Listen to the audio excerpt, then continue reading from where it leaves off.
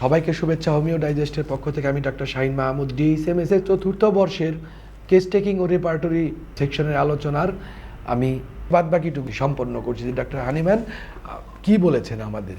দ্বিতীয় যে গুণাবলীর কথা বলা যায় তা হচ্ছে সুস্থ ও সবল ইন্দ্রিয় শক্তি এবং সঠিক বোধ শক্তির ক্ষমতা। ডাক্তার হানিম্যান সংক্ষেপে বলে দিয়েছেন সাউন্ড সেন্সেস।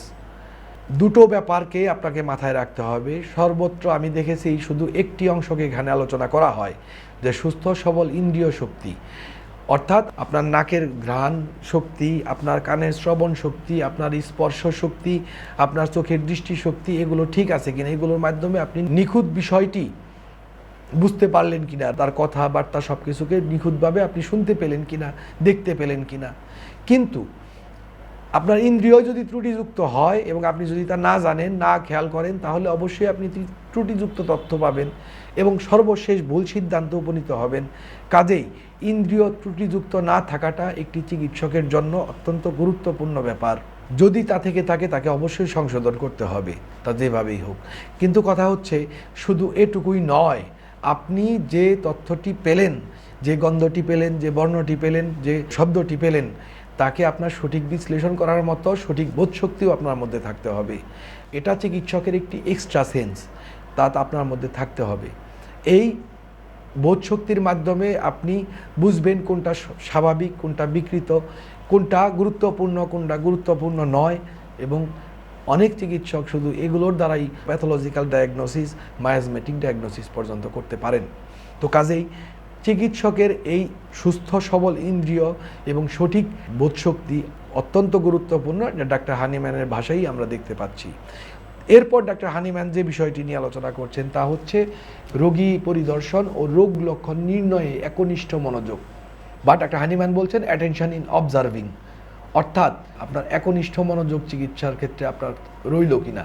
মনে রাখতে হবে, এত বিশাল, এত বৈচিত্র্যপূর্ণ, এত বিস্তৃত একটি সাবজেক্ট, আপনি তাকে সুস্থ করার, মেরামত করার কাজটি করছেন। মানুষকে সৃষ্টি করেছেন স্বয়ং স্রষ্টা আল্লাহ। সেই মানুষের যখন ত্রুটি দেখা দিয়েছে, তাকে সুস্থ করার দায়িত্বটি আপনি নিয়েছেন আপনার হাতে। এটি কোনো হালকা কাজ নয়। স্রষ্টার কাজের প্রতিনিধিত্ব করছেন আপনি। ডাক্তার হানিম্যান একটি জায়গায় ঠিক এই কথাটি বলে গিয়েছেন যে আপনি স্রষ্টার প্রতিনিধি স্বরূপ কাজ করছেন।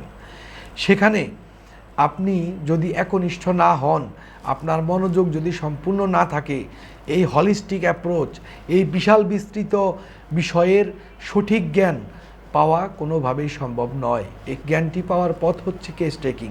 আপনি সেই বিশালত্বের মধ্যে ত্রুটি অনুসন্ধান করছেন। বলতে গেলে সাগরে একটা সুই খোঁজার মতো কাজটি করছেন। সুই খুঁজতে গিয়ে যদি আপনার মনোযোগ বিচ্ছিন্ন হয়, তাহলে কি আপনার পক্ষে সম্ভব সঠিক ডায়াগনোসিস করা, অ্যানামনেসিস করা? রোগী ভিড় করেছে, চিকিৎসকের আমার কোথাও যাওয়ার তাগাদা আছে, কোনো একটা কাজ রয়েছে, যদি এরকম হয় তখন চিকিৎসাই করবেন না। আপনি পরবর্তীতে যে কোনোভাবে পারেন তাকে পরবর্তীতে একটি সময় দেবেন। কিন্তু যদি আপনার মনোযোগ ব্যাহত হয়, যদি আপনি একনিষ্ঠ হতে না পারেন, তাহলে কিন্তু আপনি লক্ষণ নির্ণয় করতে পারবেন না। কৌতুক হলেও একবার শুনেছিলাম যে একজন চিকিৎসক প্রেসক্রিপশন লেখার সময় প্রেসক্রিপশন প্যাডে বালি, ইট, খোয়া এগুলো লিখে দিয়েছিলেন। অর্থাৎ সে বিল্ডিং তৈরি করবে, এবার সেই চিন্তাগুলোই তার প্রেসক্রিপশনে লিখে দিয়েছেন। বালি এত বস্তা, খোয়া এত বস্তা, রড এতগুলো। তো এভাবে কিন্তু হোমিওপ্যাথি সম্ভব নয়। হোমিওপ্যাথিতে আপনাকে অত্যন্ত নিখুঁত চিন্তা, পর্যবেক্ষণ, গবেষণা ও বিশ্লেষণের প্রয়োজন পড়বে। কাজেই এটা হচ্ছে কেস টেকিংকারী চিকিৎসকের আরেকটি গুরুত্বপূর্ণ বৈশিষ্ট্য, যে তার মধ্যে একনিষ্ঠ মনোযোগ আছে কিনা, পর্যবেক্ষণ করার মতো মানসিক সক্ষমতা তার সে সময় আছে কিনা, বা আদৌ চিকিৎসকের মধ্যে সে গুণাবলী বর্তমান কিনা। এরপর ডাক্তার হানিম্যান বলছেন যে রোগচিত্র অঙ্কনে বিশুদ্ধতা ও সত্যানুরাগ, fidelity in tracing the picture of disease. কথা হচ্ছে যে রোগীলিপি অঙ্কনে বিশুদ্ধতাও থাকতে হবে। আপনি যা দেখলেন, যা শুনলেন, যা অনুভব করলেন, সঠিকভাবে লিপিবদ্ধ করতে হবে।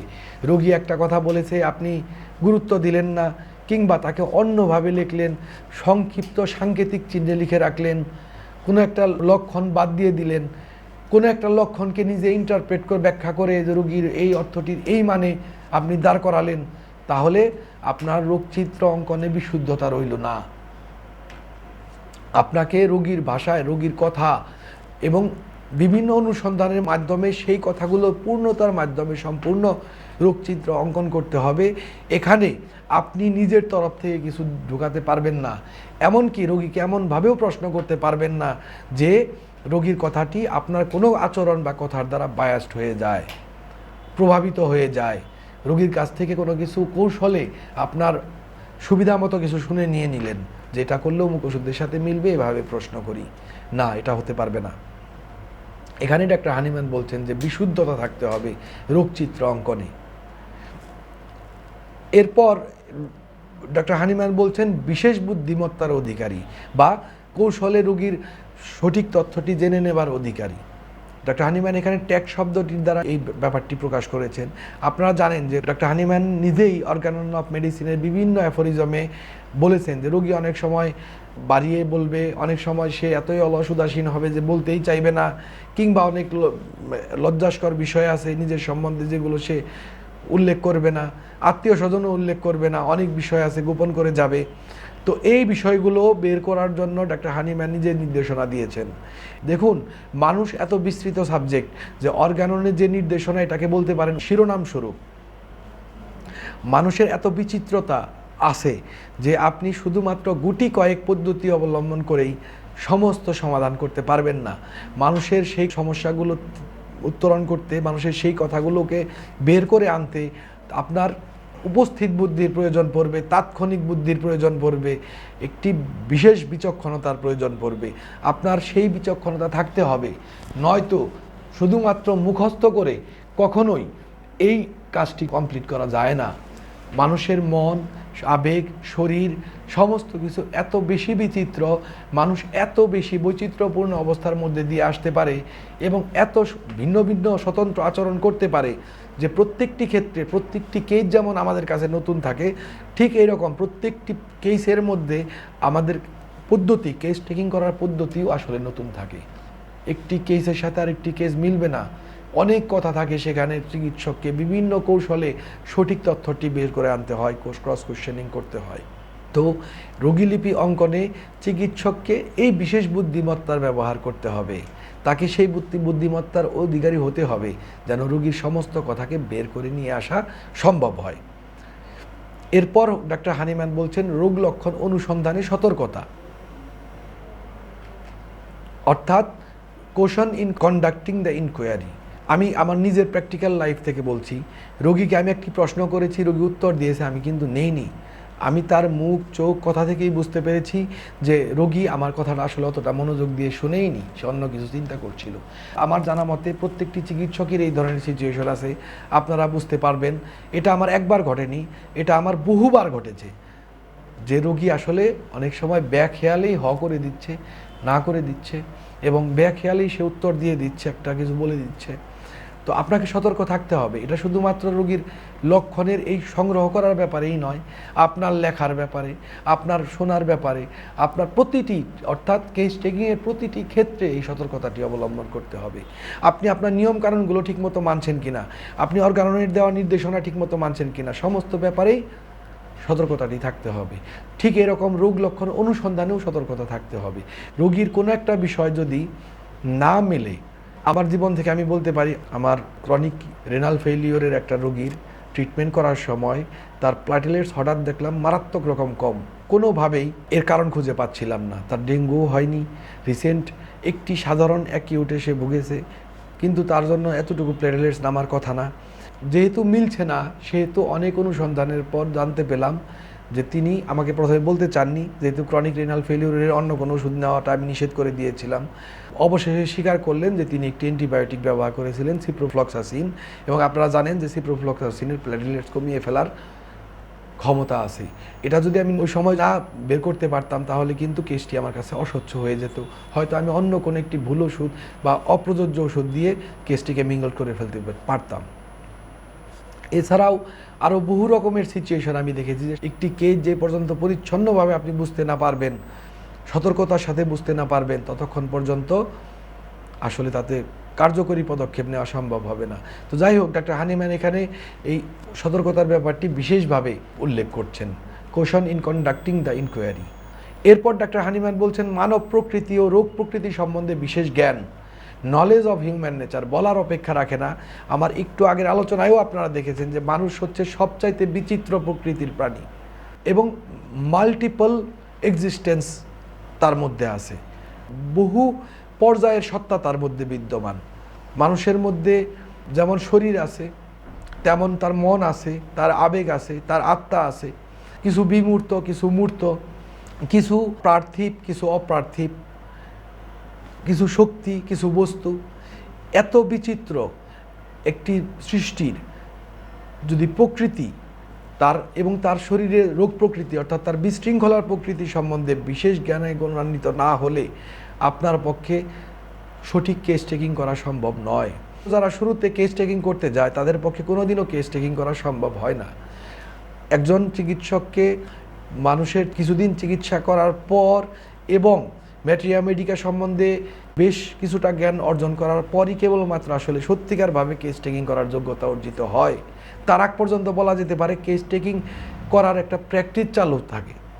তো ঠিক এইরকম মানুষের প্রকৃতি এবং রোগ প্রকৃতি যতক্ষণ পর্যন্ত না জানা যাচ্ছে, যা ম্যাটেরিয়া মেডিকার ওষুধগুলোর মাধ্যমে অনেকটাই জানা যায়। অন্যান্য জ্ঞান তো আছেই, সাইকোলজি বা মানুষের জীবনযাত্রা সম্বন্ধে জ্ঞান তো আমাদের পারিপার্শ্বিকতা, মানুষের জীবনকে দেখে, জীবনযাত্রার প্রণালীগুলোকে দেখে তো আমরা জ্ঞান অর্জন করতেই পারি। ম্যাটেরিয়া মেডিকাতেও আমাদের এই রোগ এবং মানুষ দুই সম্বন্ধেই আলোচনা বিশেষভাবে করা হয়েছে, আপনারা জানেন। কাজেই মানব প্রকৃতি ও রূপ প্রকৃতি সম্বন্ধে বিশেষ জ্ঞান অর্জন করার কথা বিশেষভাবে ডাক্তার হানিম্যান বলছেন।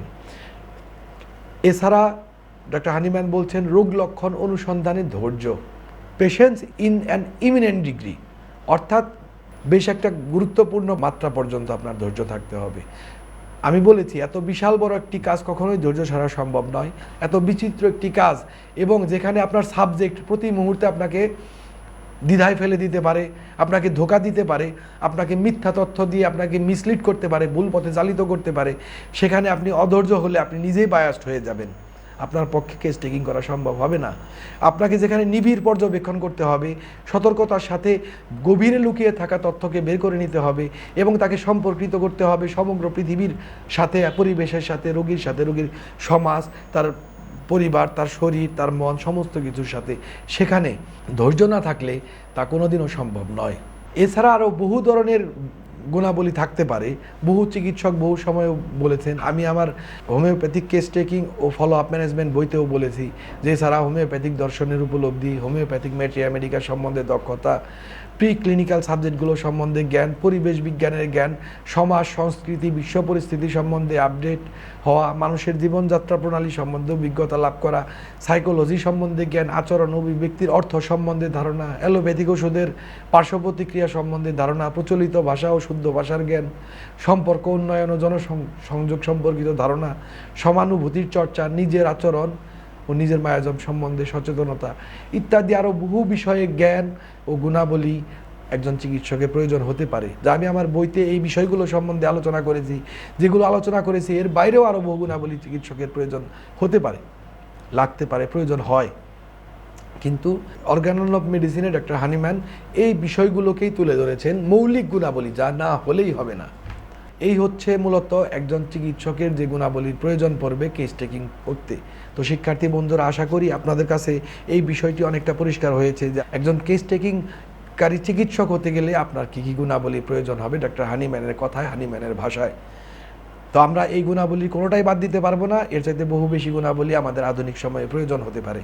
তো সবাই এই গুণাবলীগুলোকে অর্জন করবেন, এই ভিডিওতে বলা কথাগুলোকে উপলব্ধি করে ডাক্তার হানিম্যানের কথাগুলোকে হৃদয়ে ধারণ করে আগামীতে সামনের দিকে এগিয়ে যাবেন সেই প্রত্যাশা ব্যক্ত করছি। এবং সেই সাথে আগামী ভিডিওতে আমরা হোমিওপ্যাথিক কেস টেকিংয়ের অন্য কোনো টপিক নিয়ে আলোচনা করব। সেখানে আপনাদের প্রত্যাশা কামনা করে আজকের মতো আমি আমার আলোচনা এখানেই সমাপ্ত করছি। সবাই ভালো থাকবেন। সবাইকে আবারও আমাদের সাথে থাকার আহ্বান জানিয়ে আজকের মতো শেষ করছি। ধন্যবাদ।